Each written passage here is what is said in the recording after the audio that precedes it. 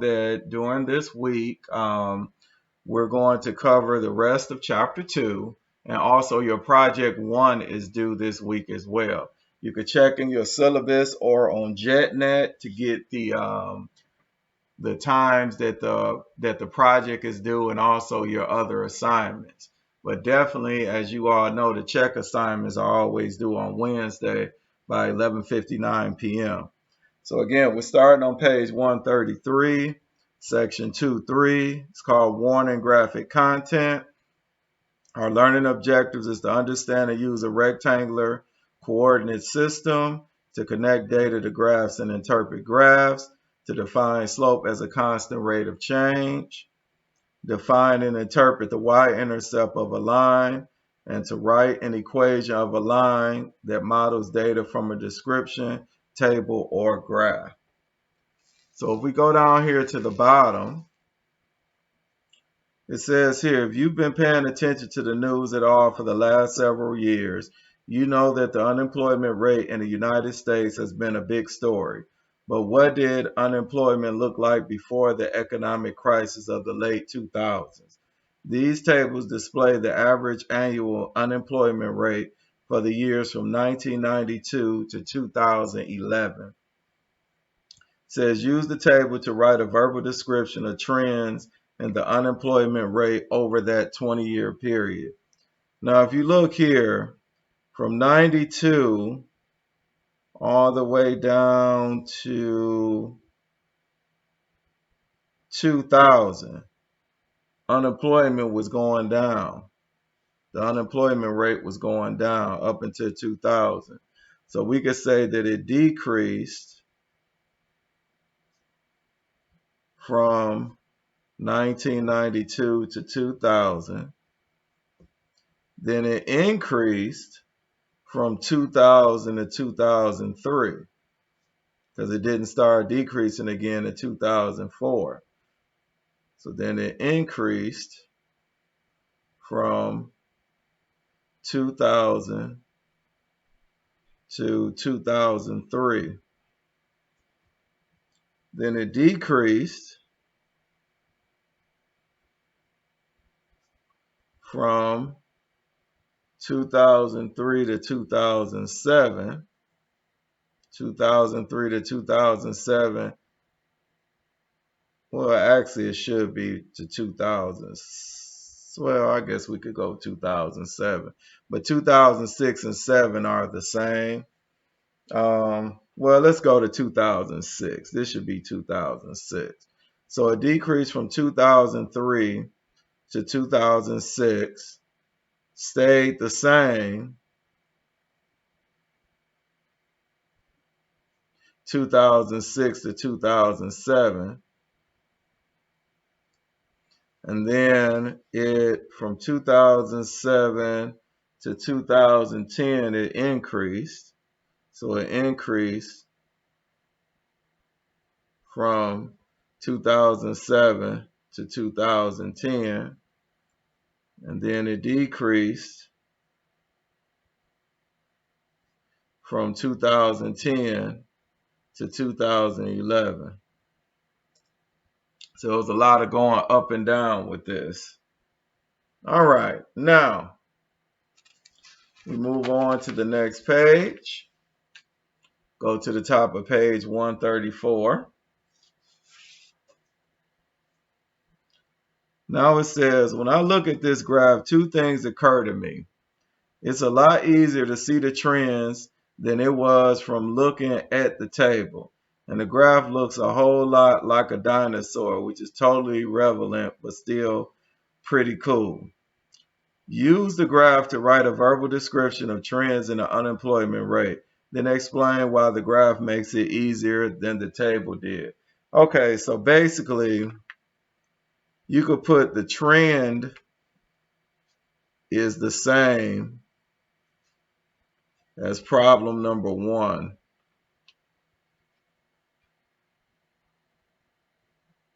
The trend didn't change. It's the same information. The trend stayed the same as it was in problem number 1. But then it is easier because you can see the shift in the graph.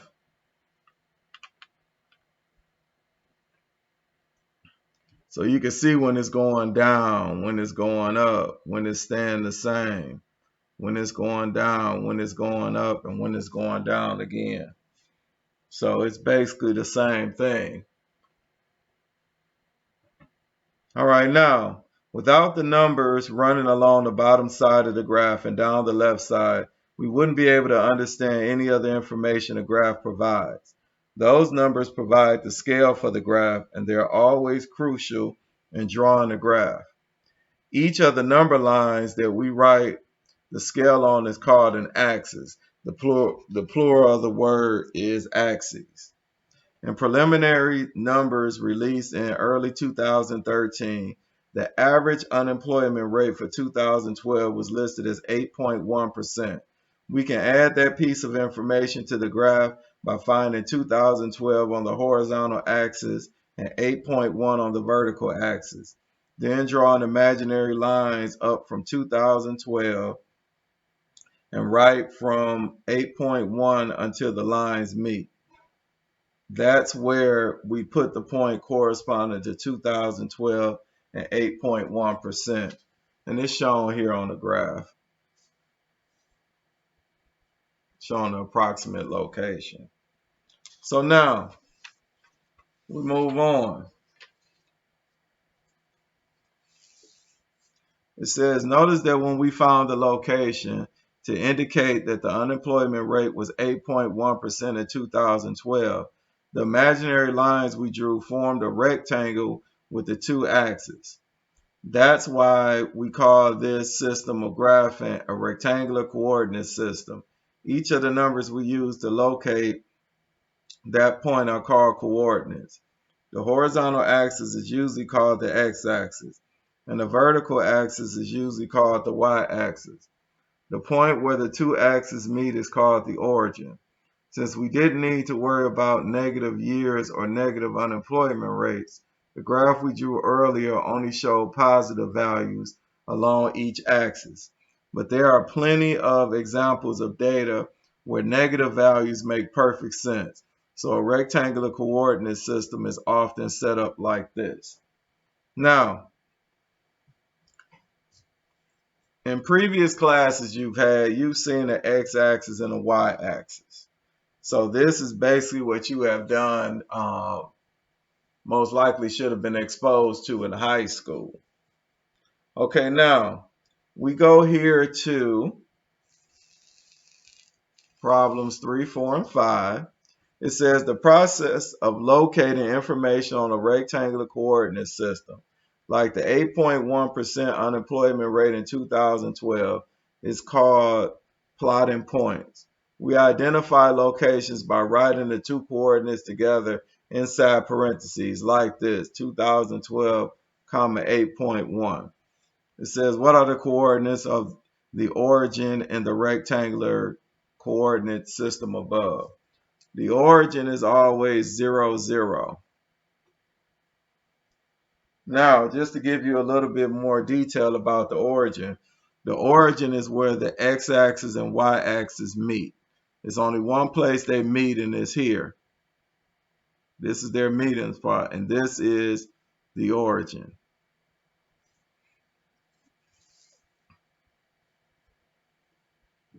Okay, now I just want to talk to you about some of the characteristics of X and Y. Okay, first of all, when you do a coordinate like we did the 0, 0 here, let me pick some other numbers, some different numbers, so that'll be easy to find. Whenever you have a coordinate, your first value is always X, your second value is always Y. Now, sometimes they may change the variables, but typically, most cases, first variable is X, second variable is Y. Okay, now, the characteristics of X. Now, everything starts from the origin, but the characteristics of X can move three ways. either left, right, or stay where it's at. Left, right, or stay. The y value, once you figure out where your x value is, then you will go about going to your y value. Your y value goes up, down, or stay. And we're going to get into that. So there's 3 moves for the x value. You have left, right, or stay.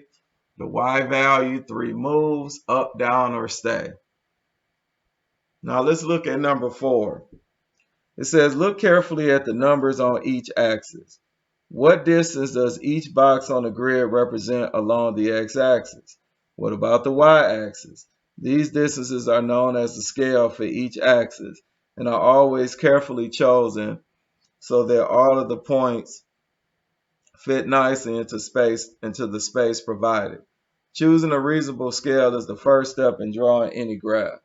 Okay, first of all, if we look at the x-axis, this right here is the origin, so this is 0. So we got to go 1, 2, 3, 4, 5 tick marks till we get 20. So we know 5 times 4 is 20. So that means that each one of these are moving by 4 units, positive and negative. So you could say the x-axis counts by 4 units. The y-axis counts by, if we look at the y-axis, we got 1, 2, 3, 4, 5 to get to 50.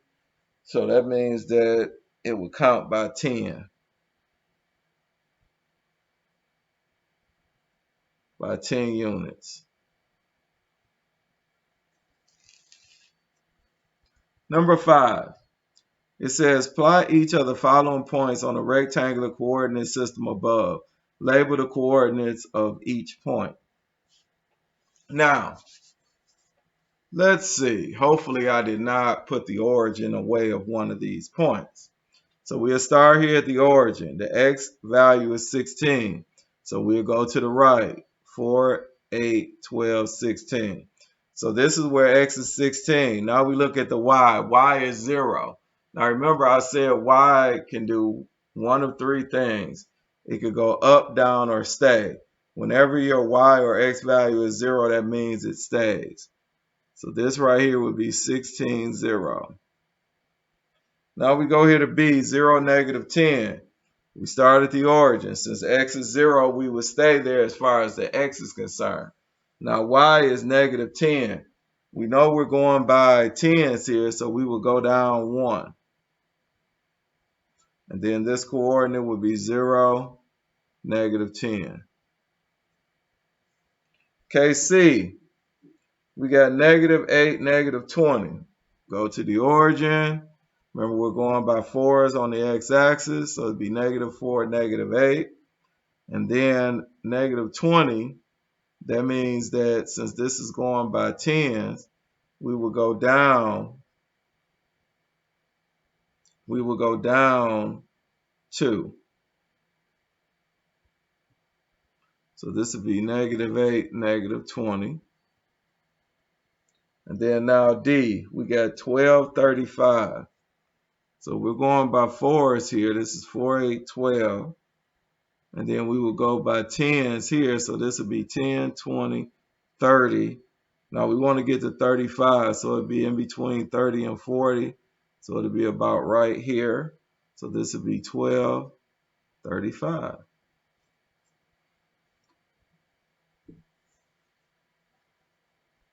Now, are there any questions?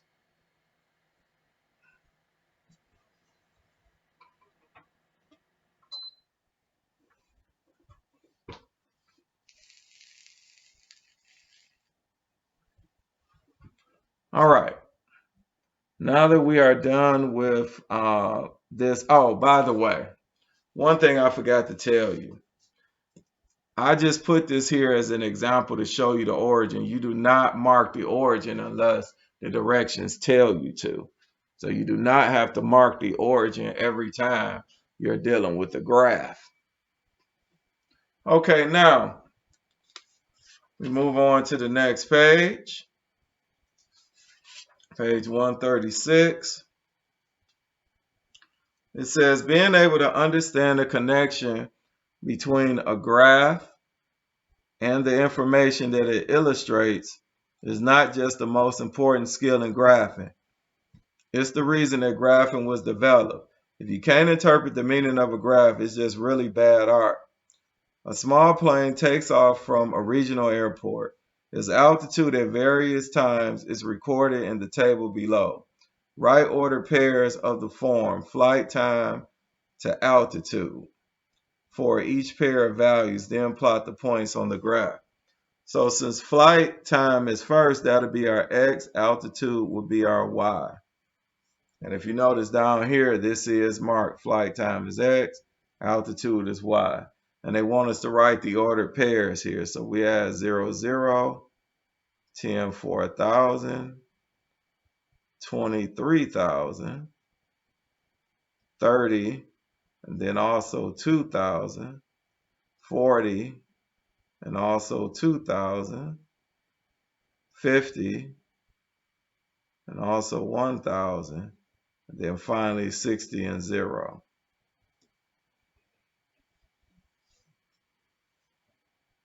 All right, now they want us to plot these points on the graph. Now this graph is already labeled, which is a great thing. So if you notice here, we have these two values here that don't have a number with them. It's assumed that these are the 0 points. Okay, now we need the graph. 0, 0 is here. Then we would go 10 to 4,000. Then 20 to 3,000. 30 to 2,000. 40 to 2,000. 50 to 1,000. Then 60 to 0. Now, we draw this graph here.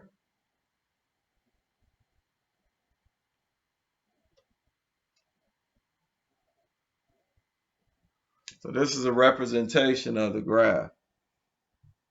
Now it said connect the points you plotted to draw a graph and describe what the graph illustrates. Then add a verbal label to each axis that describes the information it represents. Okay, so the graph illustrates the altitude of the plane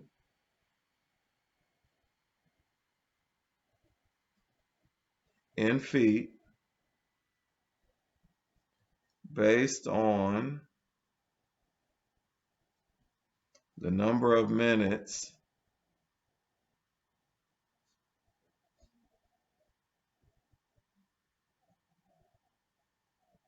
since the flight began.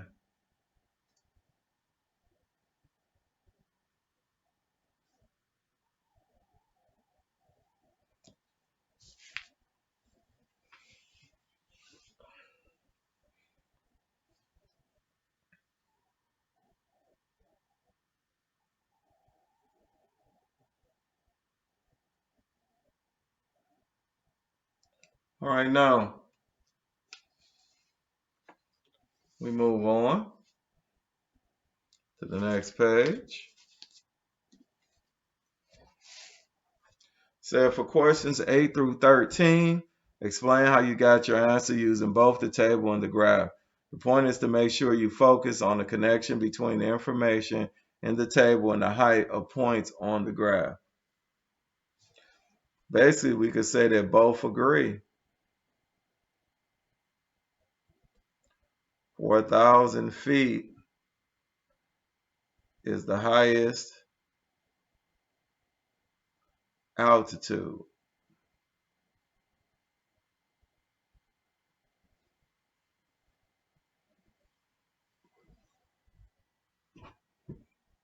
Now it says, how long after the flight began did the plane reach its highest altitude?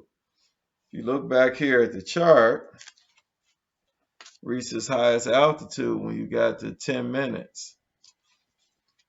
So your answer here would be 10 minutes.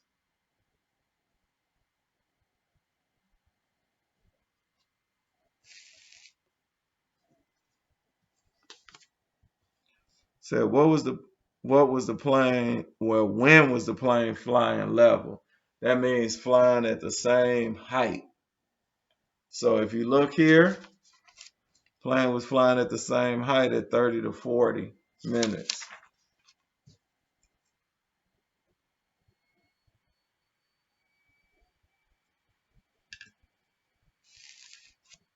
It says, how long did the flight last? When you come here, we have to say about 60 minutes because it's 0 at 60 minutes. So we could say about 60 minutes.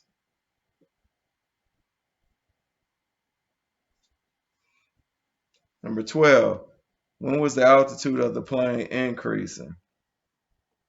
Plane only increased in one spot, and that was from the beginning all the way up to the 10 minutes at 4,000 feet. So it'd be 0 to 10 minutes.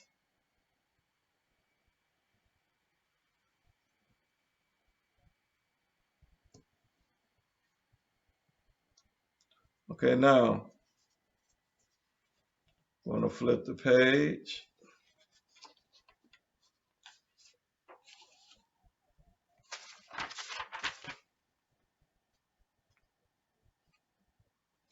Says, when was the altitude of the plane decreasing? Now, if you look back at this chart here,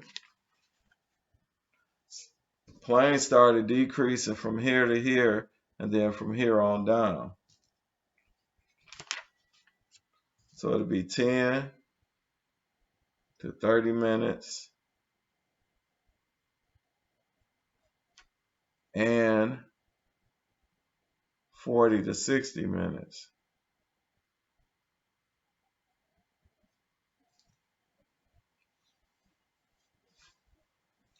(14) It says, explain why we didn't bother to include negative values along each axis when drawing the rectangular coordinate system for the altitude graph. What would it mean if the graph ever has a height below the x-axis? All right, so first, there's a non-negative amount of time. Let me see. To have a height below the x-axis would mean the plane went underground.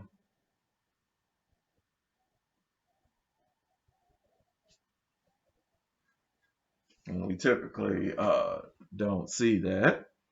All right, now for problem 15, I want you all to read this for a second, and then I have a question for you. Just read it, give you all about a minute and a half on it. You are now. Okay, as far as the problem that I had you all take a look at, did you all, have any of you ever rode in a taxi before?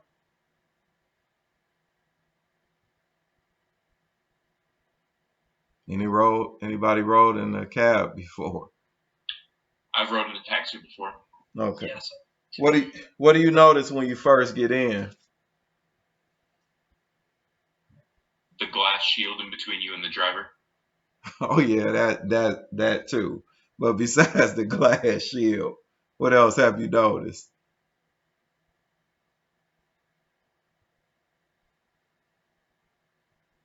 Anything else? Okay, for those of you that have never ridden in a taxi before, when you get in the cab, aside from the bulletproof protection shield they have in between you and the driver, they also have a meter that typically, as soon as you set in the cab, they start that meter. So you get charged just for sitting in the cab before you even go anywhere. So I just always found that interesting that you get charged that amount of money before you even moved. But okay, let's take a look at this problem here. It says when we plot points that correspond to pairs of data on a coordinate system, we call the result a scatter diagram or scatter plot. According to taxifarefinder.com, a cab ride from the airport in Las Vegas will cost you an initial charge of $5.10 plus $2.60 per mile. Use this information to fill in the rest of the table describing the total cost for various distances. Then create a scatter diagram. Using the distance as x coordinate and the cost as y coordinate, make sure you label a scale on each axis. Okay, so we have a distance in miles. We know this is going to be our x value. And then the cost in y, we know that is going to be our y value. Now, if we look here at our distance, we go from 0 to 5. So we can make this 0 and we can go by ones here. So this will take us from 0 to 6. Okay, now, the next thing, the cost is in dollars. You notice here we go from $5.10 and we got to find the rest here. So if you notice, when you go here, you could do some subtraction. $7.70 minus $5.16 is $2.60. So if you add $2.60 to this here, it gives you $10.30. So we add another $2.60, it'll give us $12.90. Another $2.60, it'll be $15.50. And another $2.60, it'll be $18.10.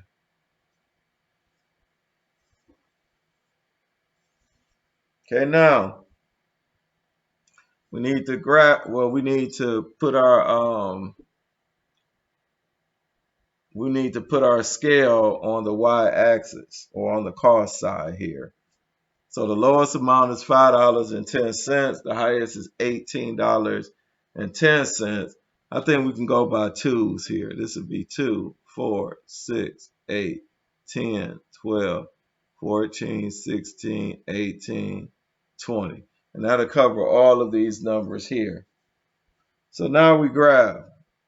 The first thing, at 0 miles, you still got to pay the cab driver $5.10, which is about here. For 1 mile, it's $7.70. For 2 miles, it's $10.30.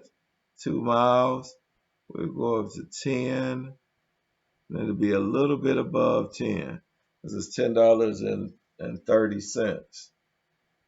Okay, now we go to number 3, $12.90. Go here, this will be 12. It'll be a little bit short of the middle. Then number 4, you got $15.50. It's a little bit above half, between 14 and 16. And then 5 and 18.10. Go 5, we'll go up to 18 and go slightly above. Now we're supposed to connect these points. And this is our graph. Now 16, it says, what do you notice about the pattern that the points on your scatter diagram are making? Use the observation about a pattern to connect the points, drawing a graph that represents the cost of a cab ride based on distance. So we know it's increasing at a steady rate. So they line up nicely.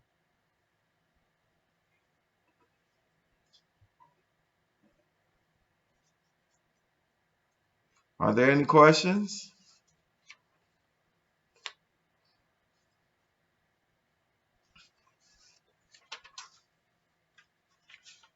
No.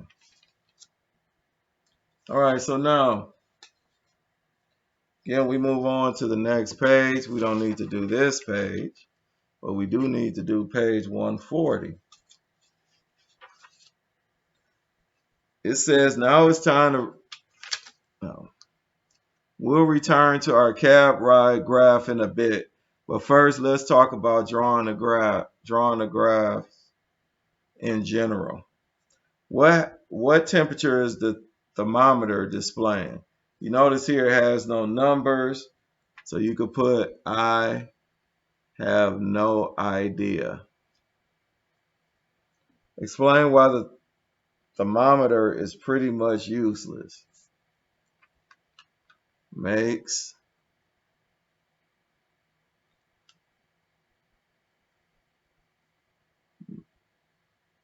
let me see. Makes no attempt at labeling numbers by the marks on the thermostat.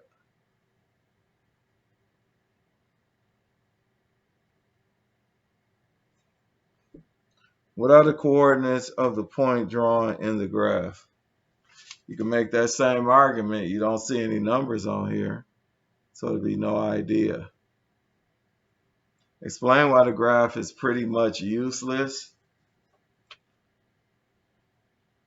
There is no scale labeled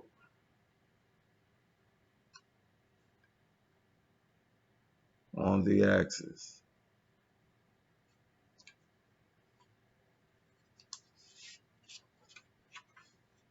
All right. Move on here to the next page. It says, now it's time to refer back to the table and graph on page 138. It says the point where any graph crosses the y-axis is called the y-intercept for the graph.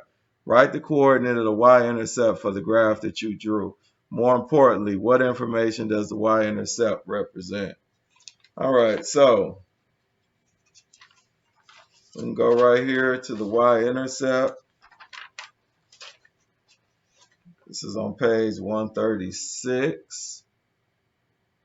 Oh, it told us to go back to the graph on page 138.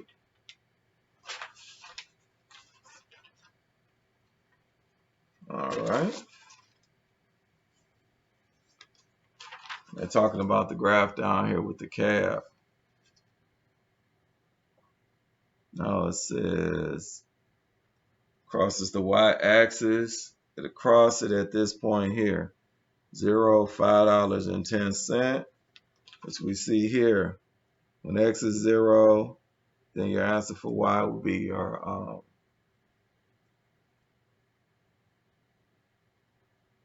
when x is 0, your answer for y will actually be your y-intercept. So it'll be $5.10, and this signifies the cost of starting a ride in the taxi or in the cab, whichever way you want to state it. Okay, now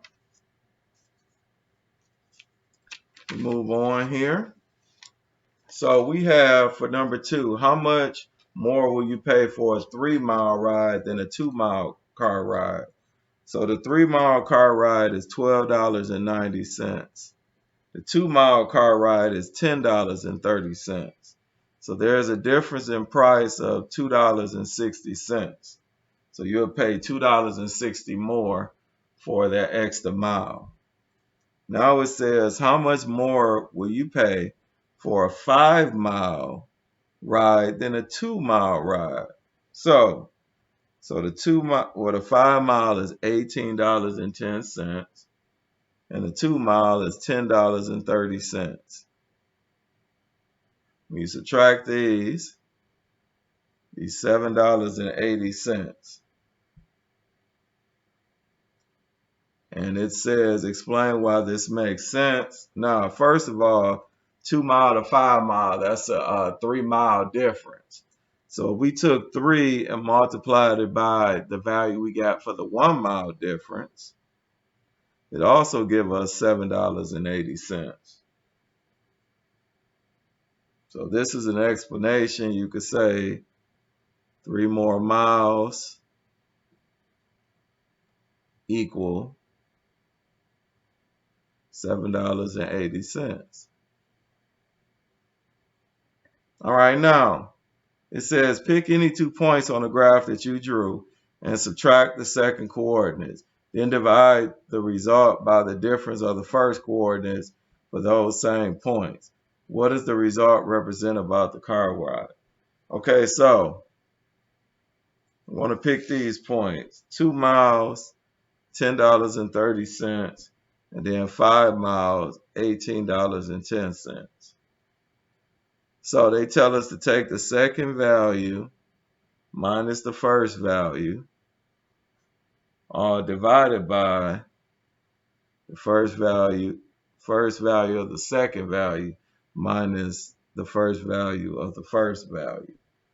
So 1810 minus 1030 will give you $7.80, and 5 minus 2 is 3. When you divide this out, it gives you $2.60 per mile. We cannot forget our labels here. Okay, now it's $2.60 per mile. So we can conclude that every extra mile costs $2.60.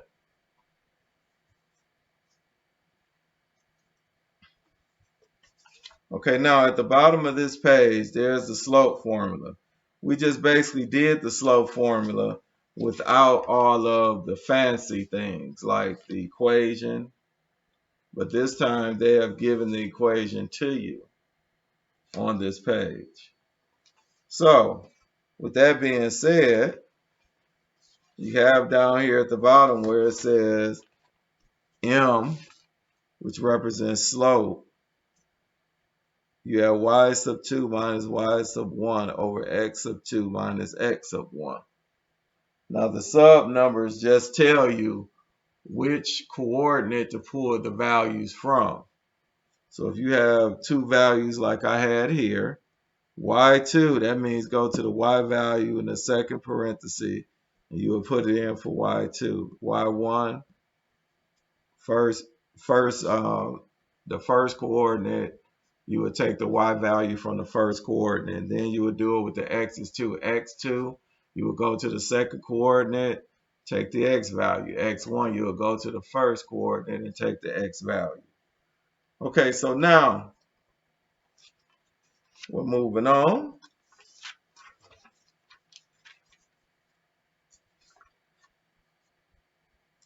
It says estimate the distance of a $16 cab ride. You can use either the table or the graph, but make sure you explain how you got your answer. Okay, so first of all, if we go back to page 136, no, it wasn't 136, it was 138. On page 138, 8. All right.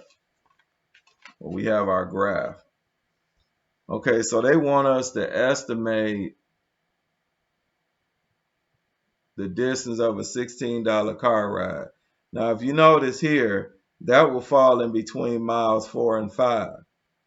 We don't have the exact amount, but it will fall in between 4 and 5. Okay, now that we know that, we could say, it says estimate the distance of a $16 car ride. We could say that it'd be a little over 4 miles.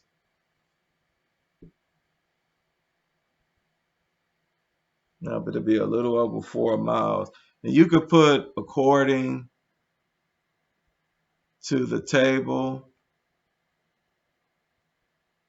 and graph. Because remember, we're saying that these values, the table and the graph are the same. So if you could tell by looking at the table, you could tell by looking at the graph and vice versa. Okay, now it says estimate the cost of a 2.5 mile cab ride. Again, explain how you got your answer. So we know it's halfway between x equals 2 and x equals 3. So we come back here. I want to go back to page 38.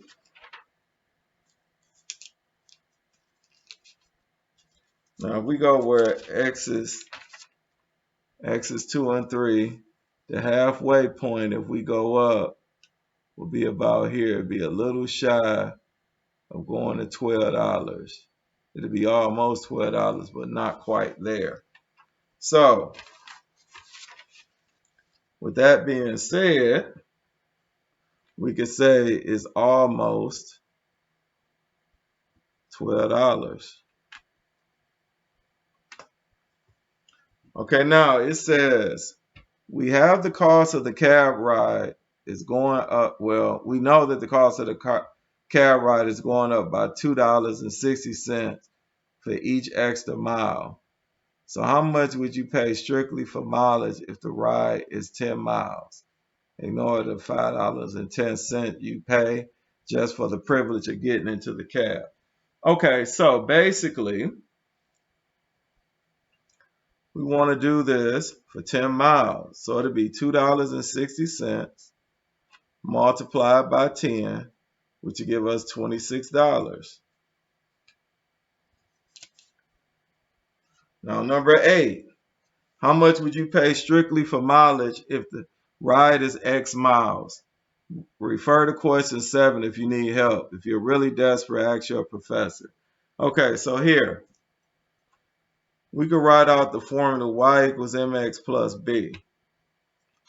Now our slope we know is the 260 because that's the rate of change, the $2.60. And we will put x with it because however many miles we travel, we have to multiply by the 2.60.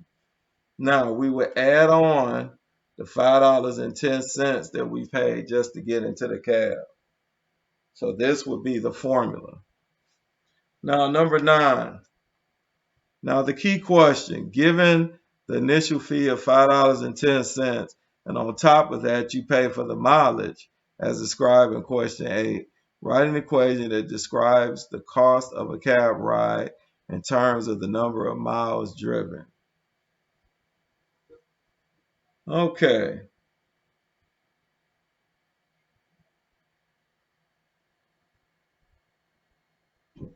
So number 9, this is actually where we were supposed to put this equation.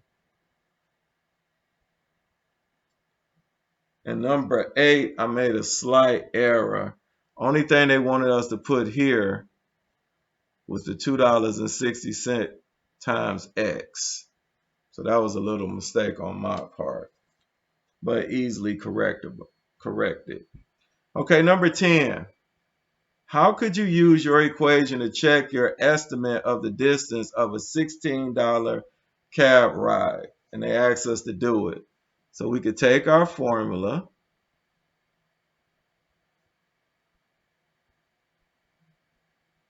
And then since it's a $16 cab ride, we could substitute in the 16 for y.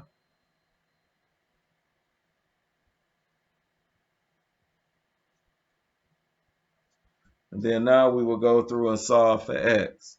We'll subtract $5.10 from both sides. So this would be $10.90 is equal to 2.60x. So you got $10.90 equals 2.60x. You divide each side by 2.60. And then now we end up giving you x will be approximately 4.2 miles if you round to one decimal place. Now, number 11, it says, how could you use your equation to check your estimate of the cost of a 2.5 mile cab ride? And they say do it. So you would do y equals 2.60 times 2.5, which is 2.5 car ride, plus $5.10. So 2.60 times 2.5, you can put that here. 2.6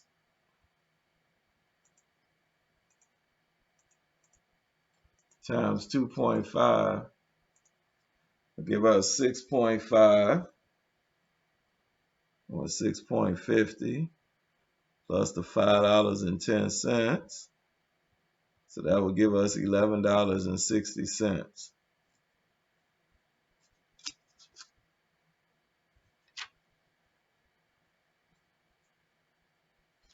Now, we move on. We come to this next page. I believe, if I'm not mistaken, I believe this is the last page for this section. Well, let's look here. Let me be sure. I could be reading problem number 12. It says a small business had just 12 employees when they opened their doors, but have been adding employees at the rate of 4 per month since then. Write a linear equation that describes the number of employees in terms of the number of months after the company was founded. Okay, so first, if you look back up here in this tan box, it tells us about the slope-intercept form, which is the y equals mx plus b. Now the m is the slope and the b is the y-intercept. So our formula,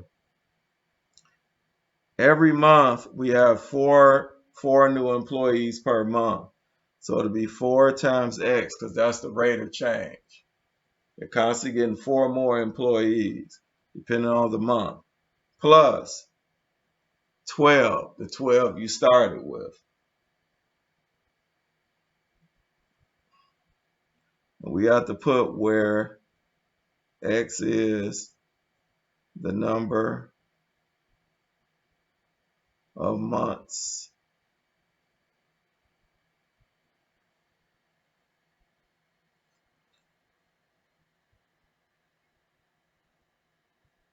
And y is the number of employees.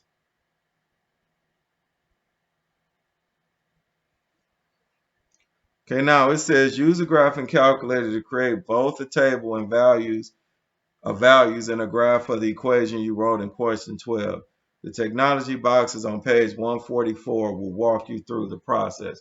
Okay, first of all, let me ask you all this question. How many of you are planning on using a TI-83 or TI-84 calculator? Are there any of you that plan on using a TI-83, TI-84 calculator? Okay, so I'm going to have to take you through the steps here, and also I'm going to go through the steps with your classmates too on how to put this in Desmos first, and then I'll show you how to do it in the TI right after the Desmos. So listen, to effectively do this on Desmos, we need a table. Now, if we go back here to page, since we are mainly using this this table here, let's put this table in. So we hit the plus sign, we put in table. So we'll go 0, what's that, the 5? All right. So we got 0 to 5, and 0 was 510. Then we got 770, 1030, 1290, 1550, then 1810. All right, so we put in the table. Okay, now I want you to pay close attention to a couple things here before we proceed.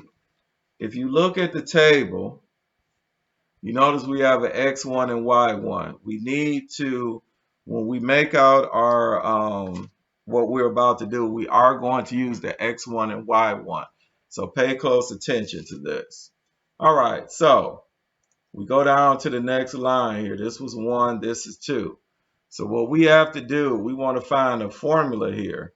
So we will hit Y, the number 1, hit this ABC, and get this tilde here. Then you'll do MX, and then 1 plus, and then it'll be B. So this is equivalent to the Y equals MX plus B, but if you notice, our X's are in X1, and our Y's are in Y1. That's why we put those sub numbers there. Now, if you look down here at the parameters, it gives you your slope and your y-intercept, which should be the answer for this problem.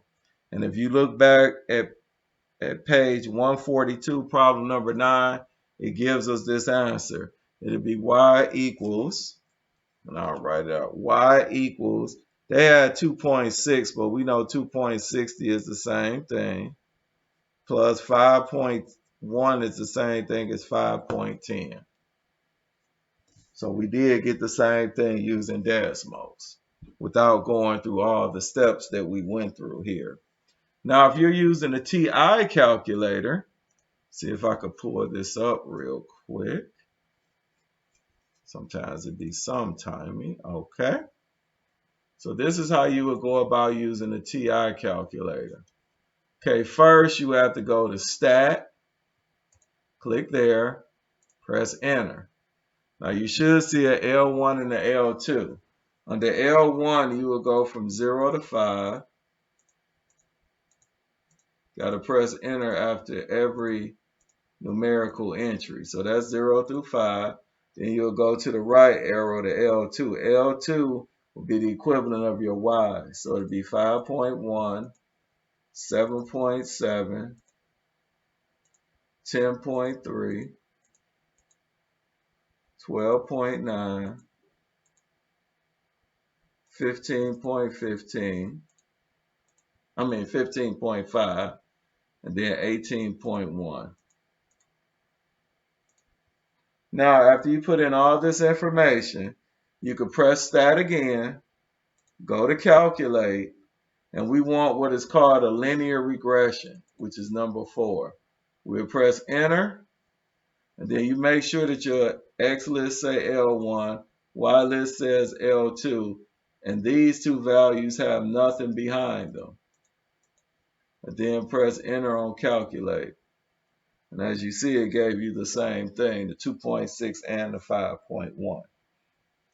So that is how you would solve it on the TI calculator as well. All right, so now we're done with 2.3. Now we're going to go over here to 2.4. 2.4 actually starts on page 151. Now it's called the Great Tech Battle. Our learning objective is to describe if two data values are linearly related, find lines of best fit for data using spreadsheets and calculators, Use lines of best fit to analyze data and to interpret correlation coefficients. Now, if we go down here to the bottom, it says decide if you think the two quantities are likely to be related in some way and explain your answer. Dollars spent by a political candidate and the number of votes he gets. I think that's related. Yes. Campaign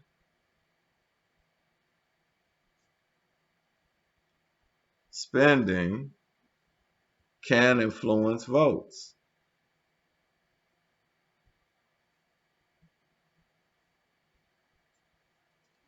B. An adult tests subjects' height and their IQ. The answer would be no. There's no reason to think height affects IQ.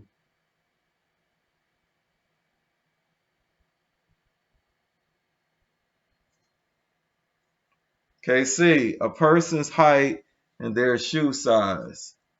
Yes, it is reasonable to think the taller someone is, the larger the shoe.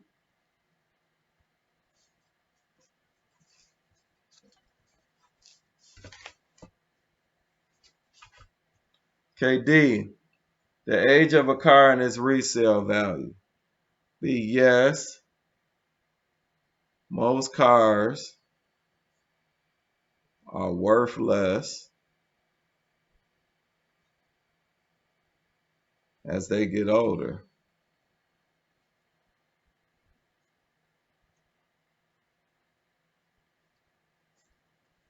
Unless you have a vintage car, most likely your car is going to go down in value the older it gets. Okay, now come back here. It says, is there a relationship between the total fat in a fast food sandwich and the total calories? Begin your study of this question by drawing a scatter plot based on the table. Now the table is already marked. The graph is already marked here, except for we know that this is the x-axis, this is the y-axis, and so we need to plot these points. So we get grams of fat, we'll make that our x, and the calories we'll make our y.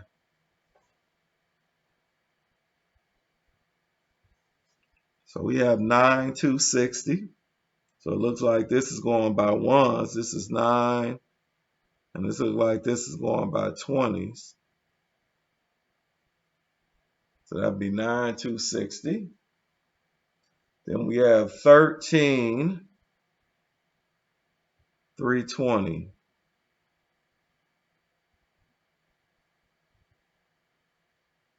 It's here. 21,420.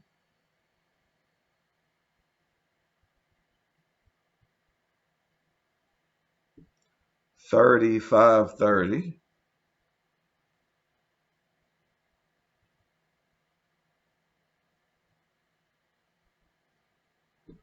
Then we have 31,560.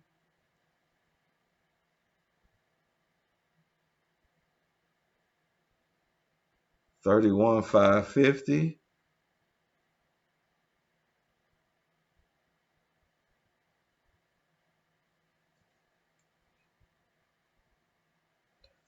All right. 34,590.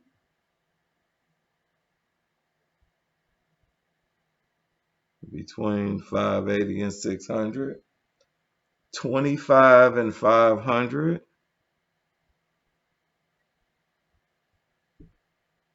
28,560.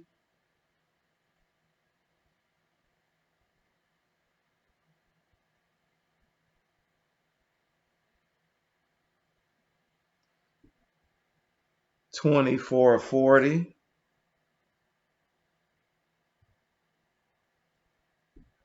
then 5, 300.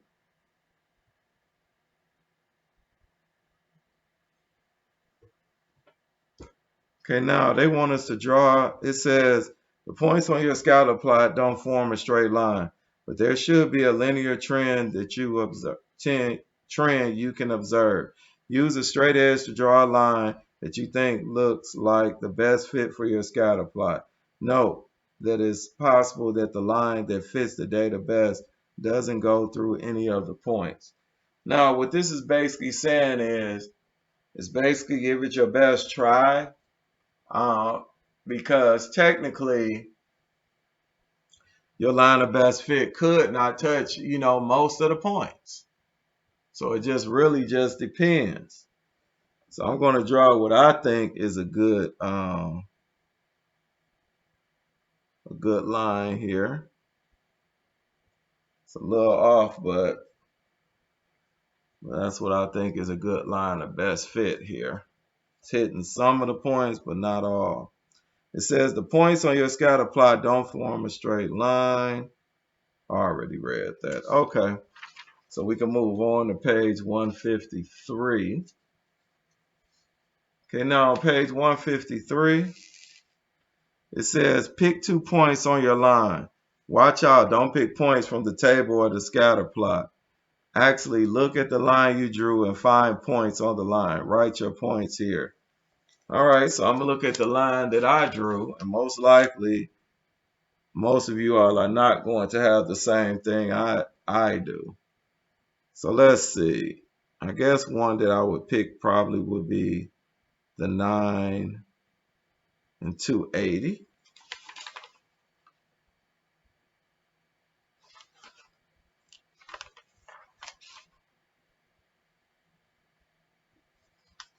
All right, let's see. Any other exact points? Well, this looks pretty exact. 31 and 600.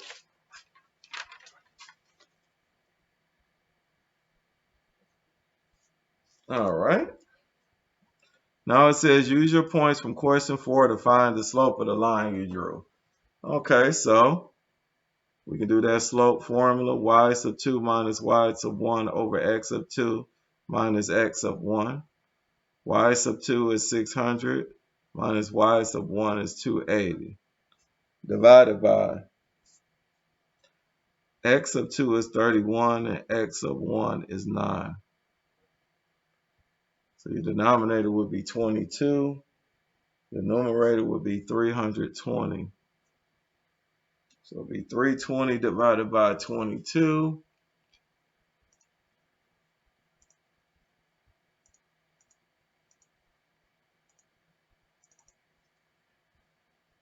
So if we round this to, let's round it to 2 decimal places. So this would be approximately 14.55.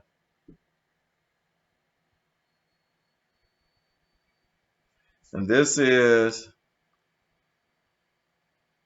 let's see, with this plot here, for every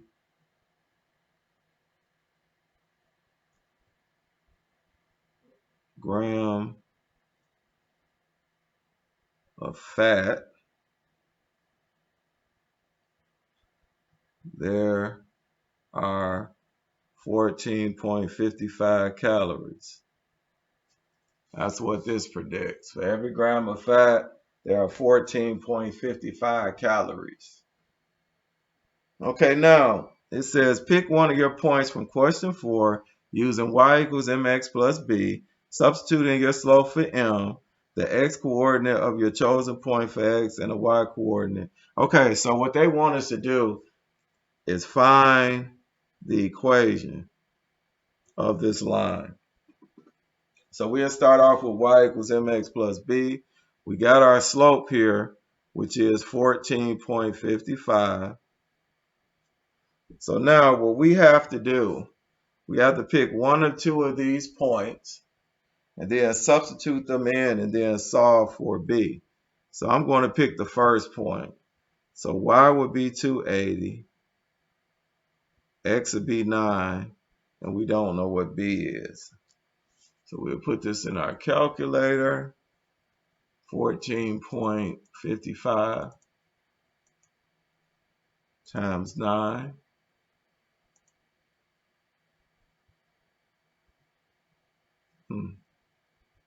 Oh, you know what? I wasn't supposed to put the equal sign. Okay, so this would give us 280 is equal to 130.95 plus b. So we would have to subtract the 130.95 on each side. So this would be 149.05 is equal to b. So now it says solid to find b. What does it mean? Okay, so b basically means that this is the starting point. So that means at 0 grams of fat, you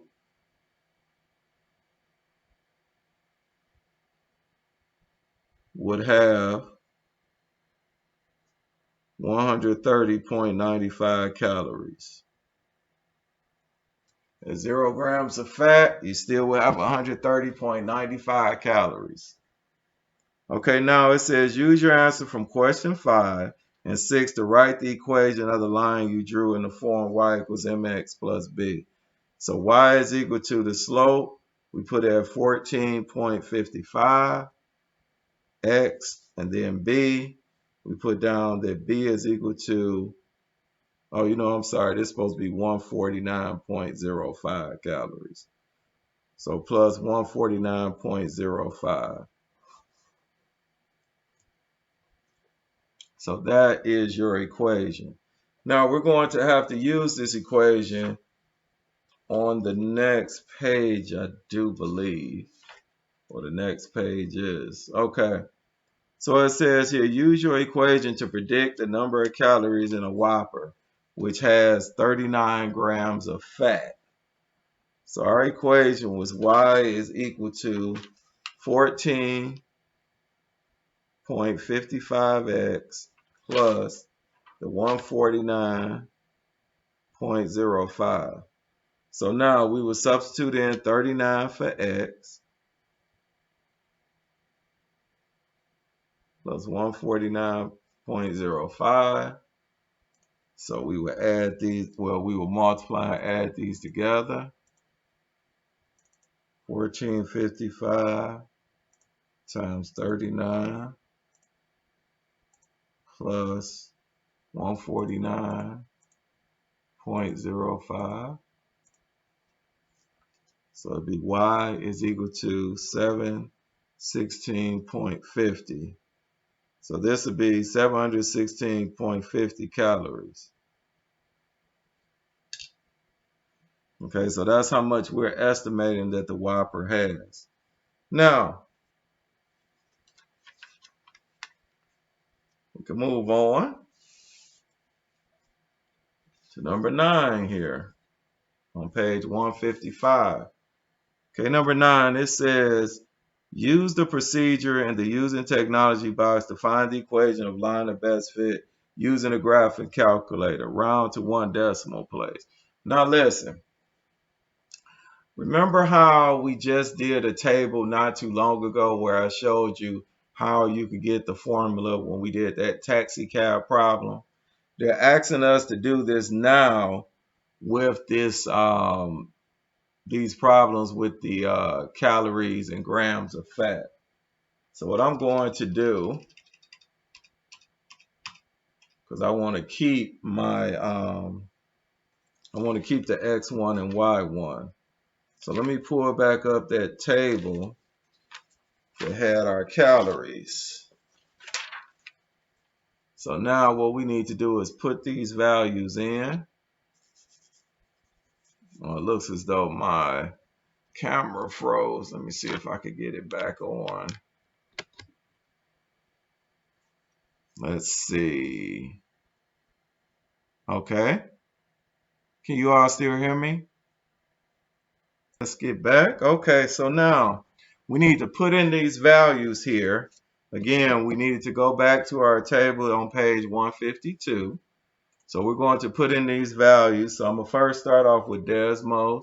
So we had 9, 13, 21, 30, 31, 31, 34, 25, 28, 20, and 5.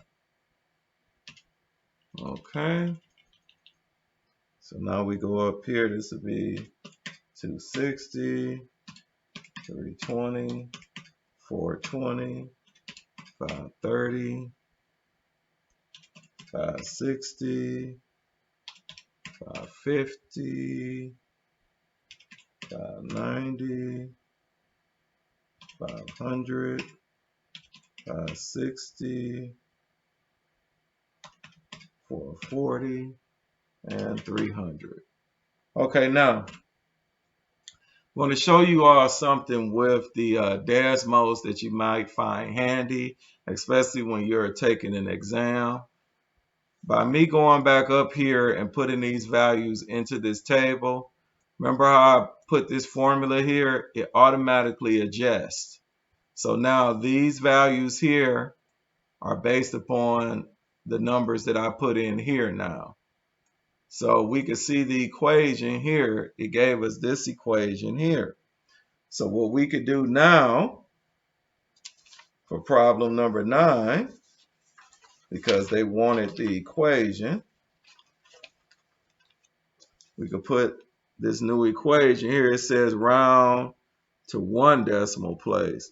So it'd be y equals 11.7x plus 193.9. Okay, so now let me show this in the TI calculator. Okay, the TI calculator, you will go to Stat, press Enter. Now, if you have values in L1 and L2, all you have to do is go up to the up arrow, press Clear, press the down. Do not press Delete. If you do that, that's going to mess up everything. You need to press Clear. So you go up, go to the right, press Clear, go down, and now it's cleared out. So now we just need to type in the same values we just did in Desmos. So yeah, 9, 13, 21, 30, 31, 31, 34, 25, 28, 20, and then 5. And now you have 260, 320, 420, 530, 560, 550, 590, see what's that, 500, 560, 440, and 300. Okay, now after you type in all this information, you press Stat, go to Calculate, and go to Linear Regression, which is number 4. Then make sure that X list is L1, Y list is L2, and there's nothing behind the frequency list or the store regular equation. And you will go down to Calculate and press Enter, and it gives you your answer here. This will be 11.7, and this will be 193.9, the same values that we have from the Desmos calculator. Okay, so now we go on to problem 10. It says use your answer to question 9 to predict the number of calories in a Whopper, which has 39 grams of fat. How does the answer compare to the number of calories predicted by your own line of best fit in question 8. The actual number of calories in a Whopper is 660. So we'll put y is equal to 11.7 times 39 plus the 193.9, which will give us 650.2 calories. So my line estimated was that 716.50 calories.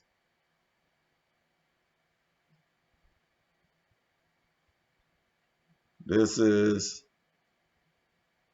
a bit higher. Mine estimated being 56.5 calories over. So yeah, so that's a bit higher. So that's not good, especially if you're trying to keep up with your calories. Now it says when finding the line of best fit using a graphing calculator, the last line in the display should be a value for a quantity labeled R, which is known as the correlation coefficient. This number measures how well the line seems to fit the data. The closer R is to 1 positive slope or -1 negative slope, the more accurately the data you enter can be modeled using a linear equation. Here are some examples based on data from 2 of my classes last semester. Now listen, before we do this, let's go back to what we had here on Desmos. When we did this, remember the object when you're looking at R, which we see here, the closer it is to +1 or -1, then that means that it is a good fit. 0.9746 is very, very close to +1. So that is why the line that we got here was a good fit. So Desmos automatically comes up with your R. Now, if you're using a TI calculator, you notice here this gives us, oh, and I didn't tell you all this before. With the TI calculator, it doesn't state this as M. It says A, but it's MX plus B. So A is the slope here. So let's clear that up right quick. Okay, second, you notice here that your R's are not displayed like it is on Desmos. So this is what you need to do. And you only need to do this one time. So as long as you don't reset the calculator, what I'm about to show you, if you do it, it'll automatically pop up every time. Press second, then 0. Then you will click this button right here that's right below the math button, this X to the -1 button. And it'll take you to the D's. Now you will go down until you come to what says diagnostic on. Not diagnostic off, but diagnostic on. Press enter and then enter again. Now it says it's done. Now let me show you what happens after it's done. You'll press stat, go to calculate, the number 4. This is still all the information you typed in before, and press enter. Now it gives you the R values. And we look here, R.9746, which is basically what we have here on Desmos when we round to 4 decimal places. So now, whenever you do a problem, if you set this with diagnostic on, the R and R squared will show up. So you don't have to redo that again. All right, now, we look here at these two models here. It says one of these scatter plots has a correlation coefficient of 0.12. Now, we know 0.12 is nowhere near +1. It's very, very low. The other has a correlation coefficient of 0.72, which means that it's very close to +1 by comparison. Discuss which you think is which and why. All right. So they're asking us basically to give our opinion. So I would say that the first is the 0.72 and the second is the 0.12 because the first has more of an overall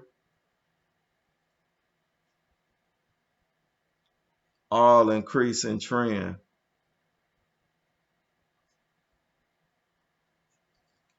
Now remember, this looks more like a line, like it's increasing. Now, even though this looks like it's going straight here, this is still kind of more scattered. This is more in a linear fashion here. So that's why I would think that this is more of 0.72 and this is more 0.12. Okay, now, can you all still hear me? Okay, we had some more technical difficulties, but now we're on problem number 12 on page 156. But let me go back to 155 because I don't know where the audio cut off at. So it says here for number 11, I said the first is 0.72 and the second is 0.12 because the first has more of an overall increase in trend. It looks more linear here. Okay, now, number 12. It says one of the scatter plots has each student's homework score for the semester on the x-axis and the corresponding overall percentage in the course from 0 to 100 on the y-axis. The other again has overall percentage on the y-axis, but along the x-axis is the student's position alphabetically in the class. The student whose name comes first alphabetically is 1, the next alphabetically is 2, and so on. Which plot is which? Label the x-axis for each graph. Again, discuss your reasons. Okay, so I would think that this homework score would be the first, and then the alphabetical position would be the second. So let me give my explanation here.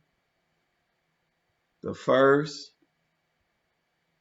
is homework score.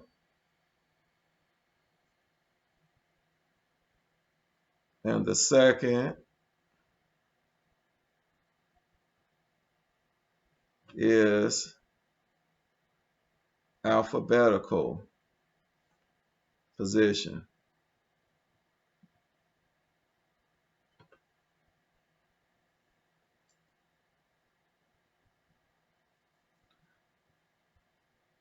The homework score will more likely show a linear relationship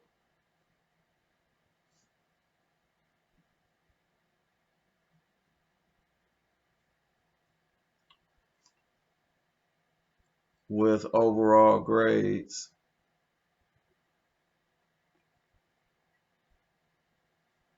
than alphabetical order or alphabetical position.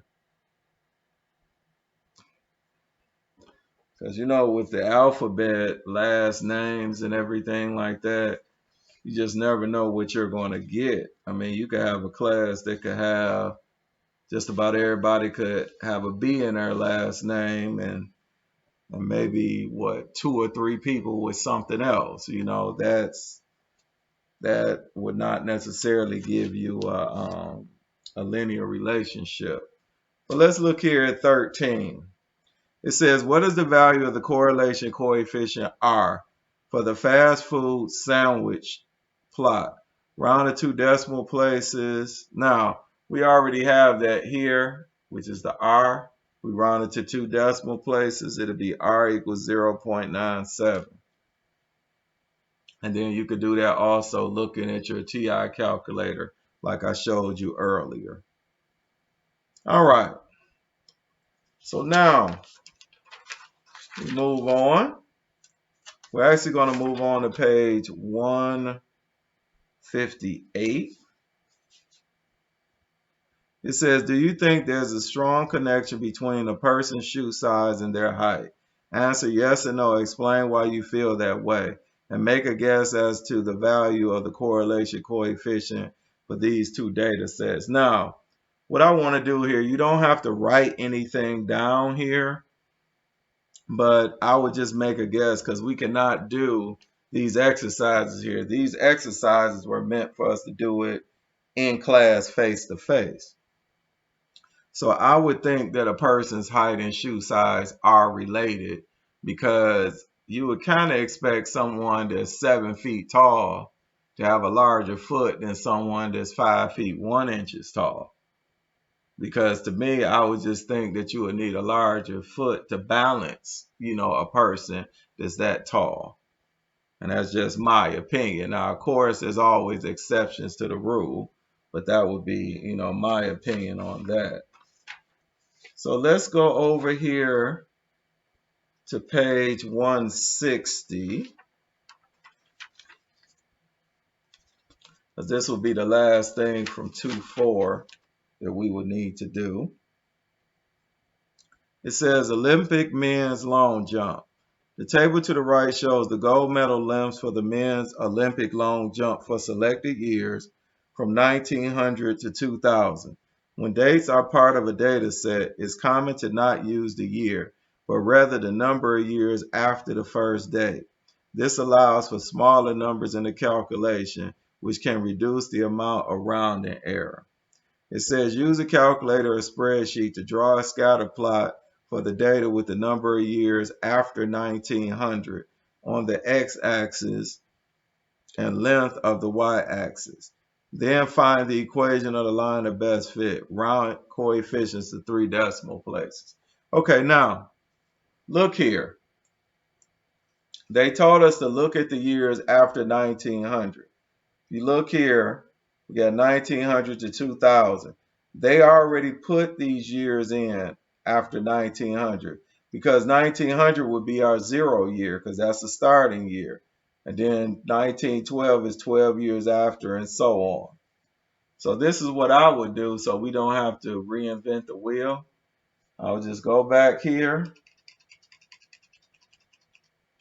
and put these values here so it'll automatically update right below.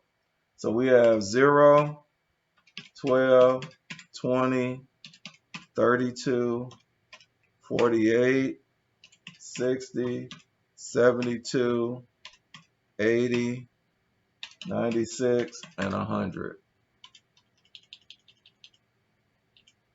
So for 0, it was 7.18, 12, 7.60, 20, 7.15, then 7.64, 7.82, 8.12, 8.24, 8.54, 8.50, and 8.55. Okay, now that we put in all of these values, we could go down here, and if you notice, we already have the equation. It told us here to round to 3 decimal places. So if we round here to 3 decimal places, we have y is equal to 0.015x plus, and then it'll be 7.179. Now for number 11, it says find the slope of the line. What does it mean? The slope, when y is by itself, the slope is the number connected to x. So your slope, you could write m is equal to 0.015. That stands for slope. It's the winning jumps increases by 0.015 meters every year. Now, number 12, it says the second table lists the lengths of winning jumps for some years not in the table. Use your equation to find the predicted length of each winning jump. Okay, so basically, we have this equation here. Now we want to predict what it would be if we substitute in those values for x. Okay, so what we could do here, we could go to this table, and we could take the numbers out a little later, but we could go right to this table and, well, nah, let me just put this in here.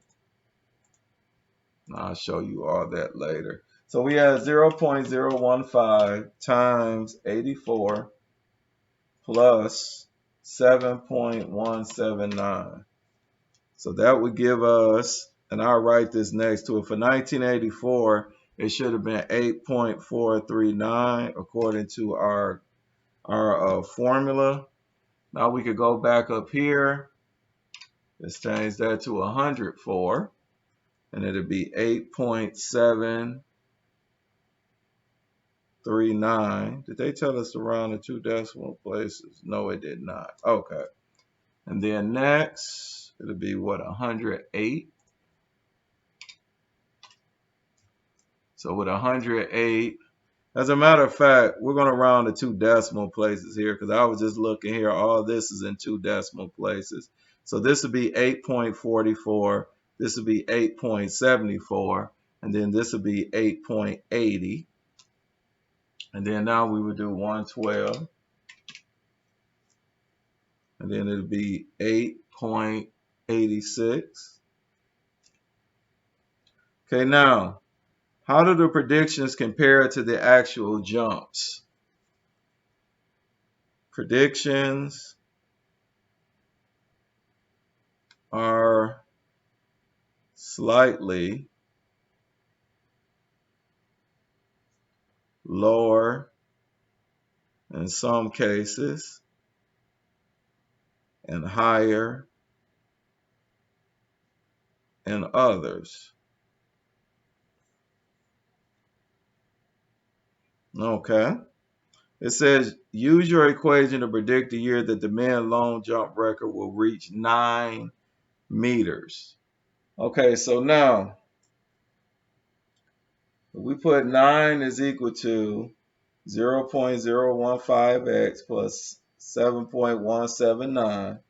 Now, if you look here, y is the result. So that is why 9 is substituted in for y. So now we just have to solve. We'll subtract 7.179. And that will give us 1.821 is equal to 0.015x. We divide each side by 0.015. And that would give us x is equal to about 121.4 years. So 121.4 years, we would need to add that to 1900. So we could say where y is equal to, well, we could say that it's the year 2021, but it would be the 2024 Olympics. Because remember, the Olympics only comes around every 4 years. So it'll be the 2024 Olympics that is supposed to be displayed, because these were Olympic years. Okay, now, do an internet search for the 1968 men's long jump. After reading about the event that year, explain why we purposely left that year out of the table. Now, you could do that at your leisure. Yeah, that was a year that jump, it was an outlier because that jump was extremely long.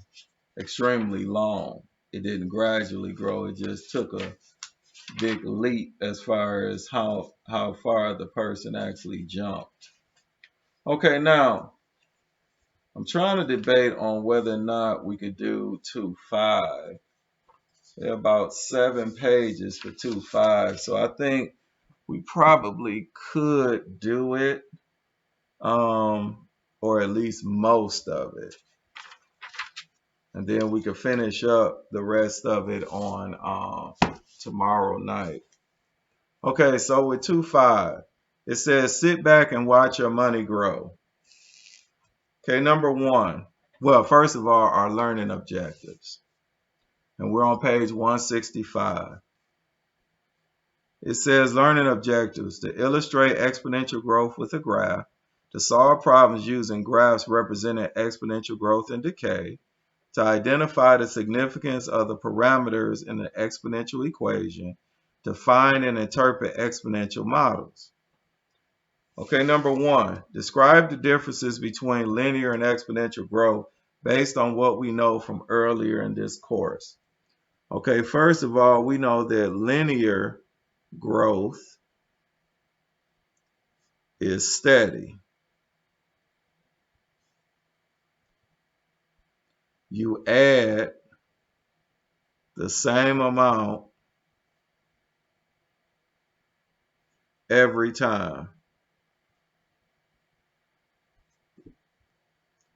Exponential growth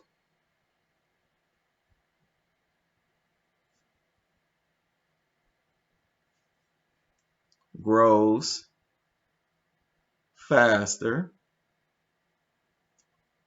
and faster. You keep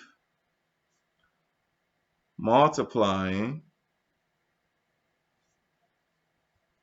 each value by the same value to get the next value. Okay, number two. What do you think is meant by the relative change in a quantity? How do you compute relative change, referring to the topic of relative difference in lesson 1-6 should help. So basically, relative change, it is the size of change expressed as a fraction or a percent. Well, I should say percentage of the original size.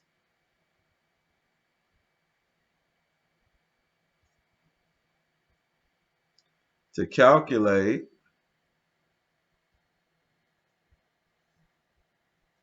this value, you divide the amount of change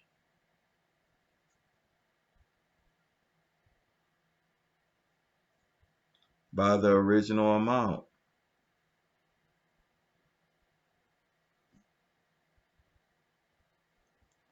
Which basically describes the percent increase and percent decrease. It's just a different name for a percent increase and percent decrease. So now, we go here to the next page, page 166. It says, if you're like a lot of people, you go on a spending spree if you won $10,000 on a game show. But what if you decided to invest that money rather than spend it? And what if you were patient enough to let it grow for 40 years in a savings account? Let's take a look. Make sure that you answer every question with a complete sentence. Okay, now it says find each value in the table after the initial investment. Divide the amount by the value of the account the previous year. What did you notice? Okay. So basically what they're asking you to do is take this year and divide it by this year, the second year divided by the first year, third year divided by the second year, and so on. Now, I'm just going to do maybe about 2 of them because all of them are going to give me the same answer. So basically, they're asking to take the 10,700 and dividing it by the 10,000.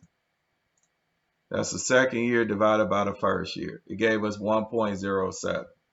Then we go ahead and do the second year, 11,449, and divide it by the first year. So it'd be 10,700. So it's 1.07. And I made a little error here. This was actually the first year divided by the 0 year, and then the second year divided by the first year. Now I'm going to do it one more time. So we're going to do the third year. It's 12,250.43. And we're going to divide that by the second year, which is 11,449. And it gave us 1.07. So every time we get 1.07 or something very close.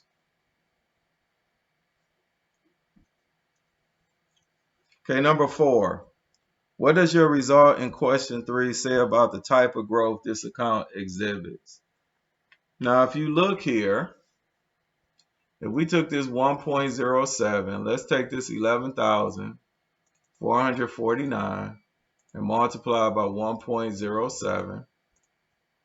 It gives us that 12,250.43. So basically, we're multiplying.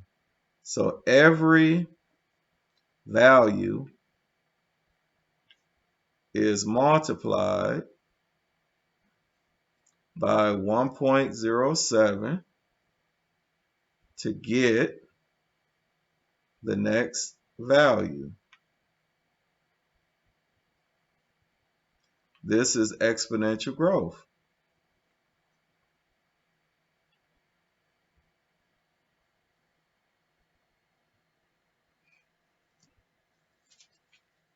Okay, number 5.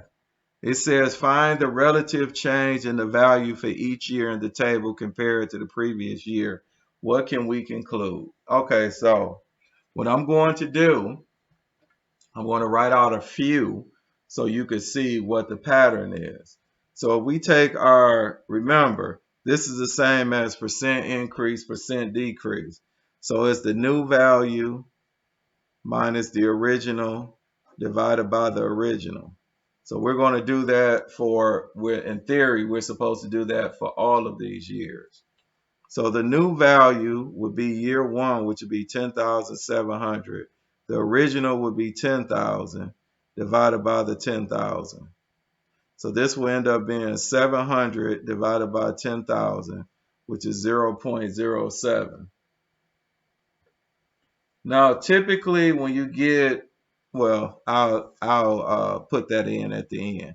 So this would be for the 0 the first year, and then we would do the first or second year to be 11,449, which would be the new value, minus the original, which would be the 10,700 divided by 10,700. So this would end up being, what's that, 749 all over 10,700, which is also 0.07.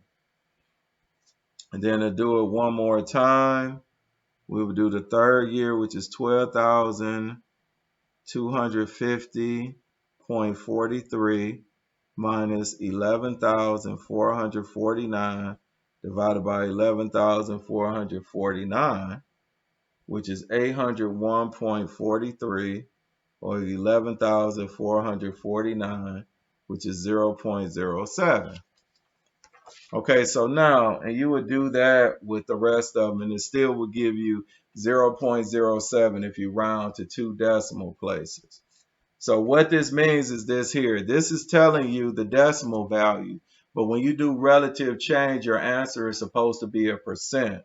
So what this is telling you is the account grows by 7% each year. It grows by 7% each year. So that is what that is telling you. Now we move on here. It says, here's a quick summary of what we learned on page 166. The account starts at $10,000 and grows by 7% each year. Mathematically, this is accomplished by multiplying the previous year's amount by 1.07. So after 1 year, the amount is 10,000 times 1.07. After 2 years, it's 10,000 times 1.07 times 1.07, and so on. The result is that an equation that describes the value after X years is, it'll be the 10,000, which is your initial amount, the 1.07, and it'll be taken to the X power to denote the years. And this is exponential growth. Now it says here, verify that the above equation generates the account values in the table. Ideally, you would use either the table feature on a graphing calculator or a spreadsheet. But in any case, make sure you describe how you got your values. Okay, listen. What we're going to do here, I'm going to type this into this Desmos calculator. So we have y is equal to 10,000 parenthesis 1.07 close parenthesis, and we would take it to the X power. Okay, so now we have this equation here. Now to prove this, what we could do, we could click up here at this wheel and then click right here on the convert to a table. So that just converted this formula to a table. And we could put in the values that we have here. I think this goes all the way up to 7. Now, the only issue with Desmos, and you have to pay attention, some of this goes to 3 decimal places. So you have to do some rounding here. So like here, when it gets to year 5, that's supposed to be 52 cents. This would be 30 cents. And then this here is technically supposed to be 81 cents. It must have been like, this is 4, and then it must have been some other number that made that a 5. But I just say, just be a little careful. It's very seldom that you'll run into that issue. So it does prove it. So you could say, I created a table on Desmos that showed that my calculations were correct.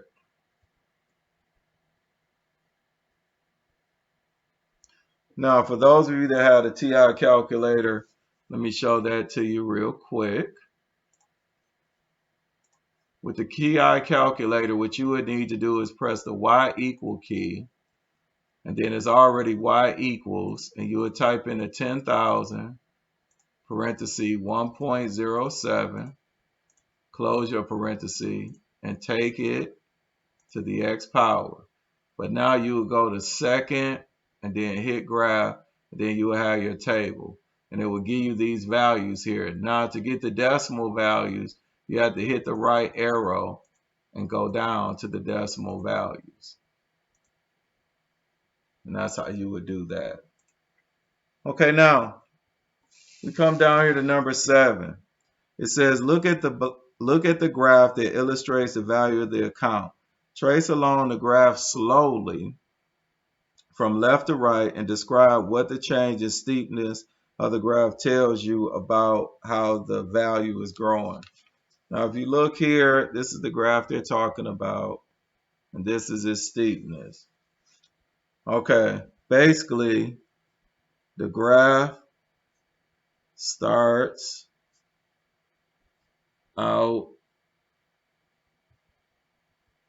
slow and not so steep, but it accelerates as time goes on.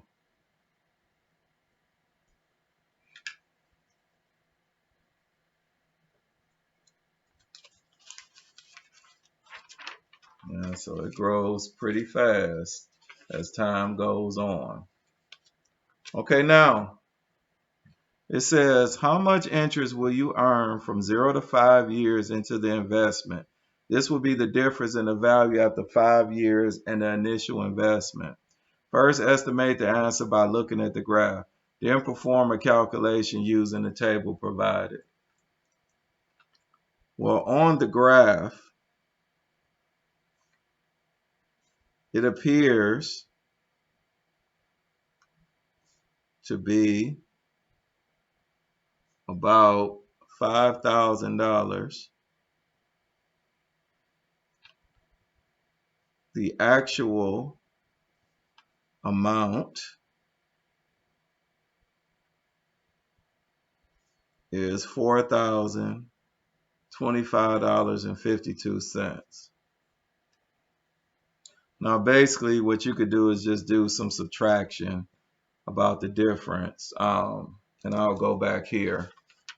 From 0 to 5 years, at the 5th year, you got $14,025.52. You start off with $10,000. If you subtract these two, it'll be $4,025.52 is the actual amount that it increased to. But if you look at this graph from 0 to 5 years, it almost looks like that it was very close to $15,000, about $5,000 difference. Now it says, how much interest will you earn between year 35 and 40? Again, estimate from the graph first, then use the equation you wrote to get an exact value. So listen, we're just going to do the equation. So it'd be y is equal to 10,000 times 1.07, and then our x value would be 35 for one, and then our x value would be 40 for the other, because we're going 35 to 40 years. So this would be $106,765.81. This would be $149,744.58.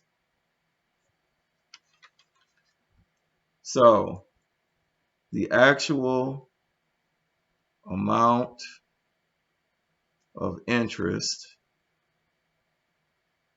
is $42,978.77. That's how much interest you earn from year 35 to year 40. Okay, now we go to problem 10. It says, describe what you can learn from comparing the answers to questions 8 and 9. Also describe how that fits in with your answer to question 7. So if we look here, 0 to 5 years, the interest was $4,025.52. From 35 to 40 years, now remember, this is the same amount of time. The interest was $42,978.77. And what I learned from this is 5 years is very different when comparing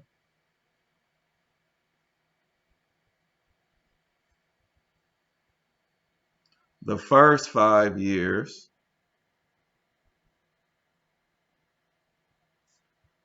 to 5 years much later in the future.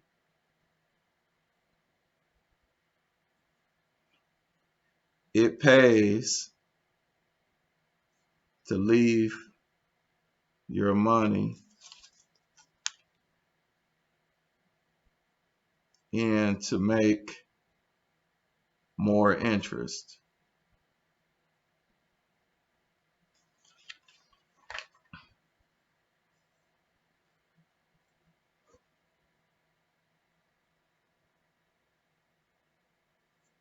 All right. Now, I think these were kind of optional problems.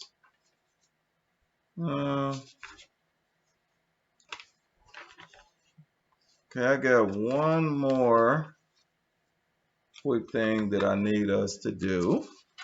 If you look at the bottom of page 169, we have this coffee problem, and we're dealing with exponential decay. We've been dealing with exponential growth, but exponential decay is basically the same setup except for it's decreasing at an accelerated rate instead of increasing.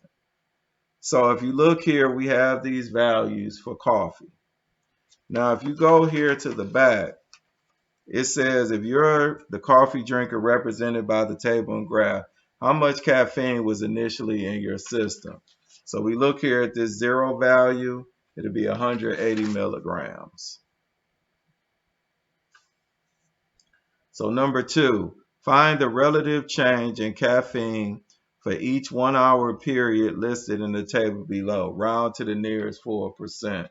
Okay, so what I'm going to do, I'm just going to take two values, the 0, 1 year and the 1 and 2 year. So the new value, the 1 year was 144. The original value was 180 divided by 180. So this would give us a negative 36 over 180, which would give us a negative 0.2, which is a negative 20%. Now we will go here to year 2 and year 1. So it'd be 115.2 minus 144 over 144. So this would give us 28.8, negative 28.8 over 144, which would be a negative 0.2, which is a negative 20%. So our relative change is a negative 20%. Now that's to show that it's a 20% decrease.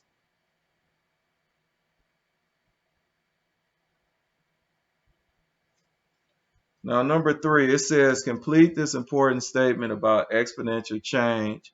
A quantity either grows or decays exponentially when the relative change in that quantity is equal. As you notice, all of these are equal. Okay, now it says looking at the graph of the caffeine remaining in your system, describe what exponential decay looks like compared to exponential growth. Okay, from left to right,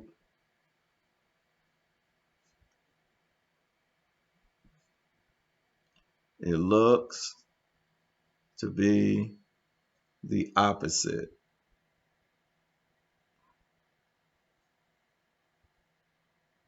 of exponential growth.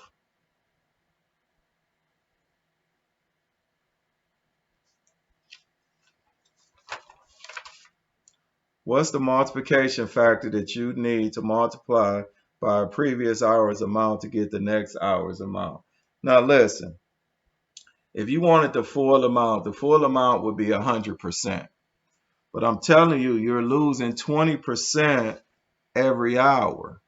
So if you're losing 20% every hour, that means that you will have 80% or 0.80. So if it would have been a 10% difference, then it would have been 0.90. So I'm just letting you know that's what it was, supposed to be 0.80. Okay, now,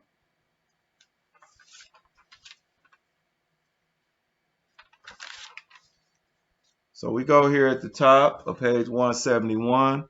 It says use your answer to question 5 to write an equation of the form y equal expression, where the expression describes the amount of caffeine left in your system after X hours. Your answer to question 11 in the class portion is a good place to look if you need help. Now listen, this is the exponential regression formula. Y equals AB to the X. Now A is your initial amount. In the caffeine problem, the initial amount was where your hours was 0 and it's 180. So it's your y-intercept. So A would be 180. B would be your growth factor or decay factor. We figured that out when we were in number 5. The decay factor was 0.80. And then we would take that to the x power. So that is your formula, 180 times 0.80 to the x power. Now it says use a graphing calculator to verify that equation you wrote in question 6 gives the value in the table. So I'm going to do that in Desmos very quickly, and then we're almost done. So we have y is equal to 180 times 0.80 to the x power. And then I will go up here to this wheel here, change that to a table. And then we went, let's see, how far did we go with we went to 7 hours. So we had 3, 4, 5, 6, 7 hours. And these values, if we round them to 2 decimal places, no, 1 decimal place, then it comes out correct. If we round these values to 1 decimal place. Now it says use the trace feature on your graphic calculator to find the amount of caffeine left in your system after 90 minutes. Okay, let's go right here. Okay, this is the exponential decay formula. So what they're asking us to do is to use the trace feature. Now, in order to use the trace feature on Desmos, what you have to do, you have to have the equation. So I have to redo the equation. Y equals 180 times 0.80. Close this. Then we would take this to the x power. And by putting in this equation, now you got a point that you actually can move. Well, let me do this. Okay.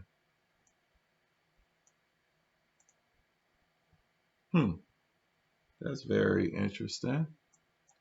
It's like it won't let me. Oh yeah, here we go. You just click on the line and then you can move it. And they said here, after 90 minutes, now we know 90 minutes is 1.5 hours. So we will move this. Let me bring it in. We'll move this point until we get to, I guess because, let me see something here. See if I could bring this graph down. Okay, good. Okay.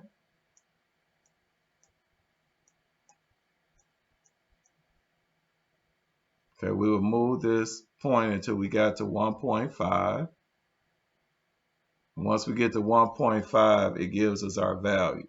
Now you could do it this way, which I would say myself I don't prefer. I would just go over here.